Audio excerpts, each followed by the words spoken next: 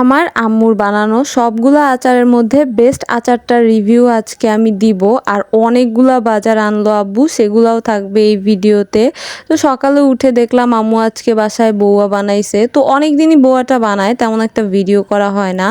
তো তার আগে আজকে একটা আচারের রিভিউ দিব আম্মু যেটা বানায়। আচারটা এত মজা, 100তে 100, এত মজা। সবাই যারা একবার খায় তারাই আচারটার ফ্যান হয়ে যায়।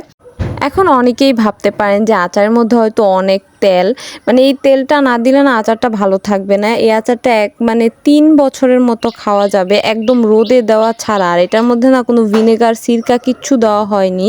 তো এটা আমি বউয়ার সাথে আজকে খাবো। এটা খিচুড়ি, বউয়া, তারপর ভাত সব কিছুর সাথে খেতে না অনেক মজা লাগে।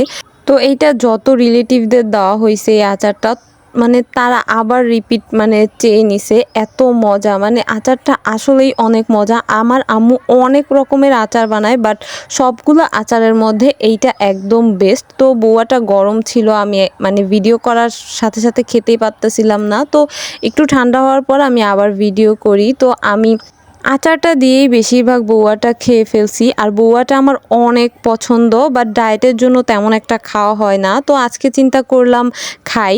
তো এইদিকে আবার আব্বু দেখলাম অনেকগুলা আম পাঠাইছে, আর ওইখানে মাছও পাঠিয়েছে। মাছটা আমি পরে দেখাচ্ছি। আমগুলা হচ্ছে আগে আমি বের করে করে রাখতেছিলাম। আর আমগুলা এত বড় আর অনেক সুন্দর। আর আমার না এই কেনা আমগুলা অনেক পছন্দ। গাছের আমগুলা ফ্রেশ হলেও, ফরমালিন ছাড়া হলেও ওইটার মধ্যে অনেক পোকা থাকে, বাট এই কেনা আমগুলা অনেক মিষ্টি হয় আর এগুলাতে না পোকা থাকে না। আর আমি যেহেতু ডায়েট করি, আমার কাছে ফলটা একটু বেশি ভালো লাগে। ফলটা সারাদিন খেলেও কোনো প্রবলেম হয় না। তো আমার কাছে কেনা আমগুলা খেতে অনেক বেশি ভাল লাগে। আমগুলা দেখে আমি খুশি হয়ে গেছি। তো এখানে আমগুলা আমি ঘরে রেখে দিলাম। আর এখানে দেখলাম আম্মু হচ্ছে আজকে দুপুরের জন্য মাংস 2টা পাত্রে আর কি ভিজিয়ে রেখেছে। এগুলা ভিজায় রেখে আম্মু হচ্ছে ওদিকে মাছগুলা নামাতে যাচ্ছিল। আর এখানে এটা কি মাছ আমি ঠিক বলতে পারতেছিলাম না, বাট মাছটা অনেক বড় ছিল। আমি নামটা ঠিক জানি না, কিন্তু মাছটার থেকে না মাছটার মাথাটা বেশি বড় ছিল। তারপর এখানে ছিল বড় একটা পাঙ্গাস মাছ। আমাদের বাসায় যখনই মাছ আনা হয় তখনই আমার জন্য পাঙ্গাস মাছটা আনতেই হবে। আমার পাঙ্গাস মাছটা অনেক পছন্দ। আর মাছটাও কিন্তু অনেক বড় ছিল। এরপর ছিল অনেকগুলা তেলাপিয়া মাছ, এগুলার নামও আমি জানি, এটা তেলাপিয়া মাছ। তো এগুলাই আজকে আনা হয়েছে, বেশি মাছ আনা হয় নাই।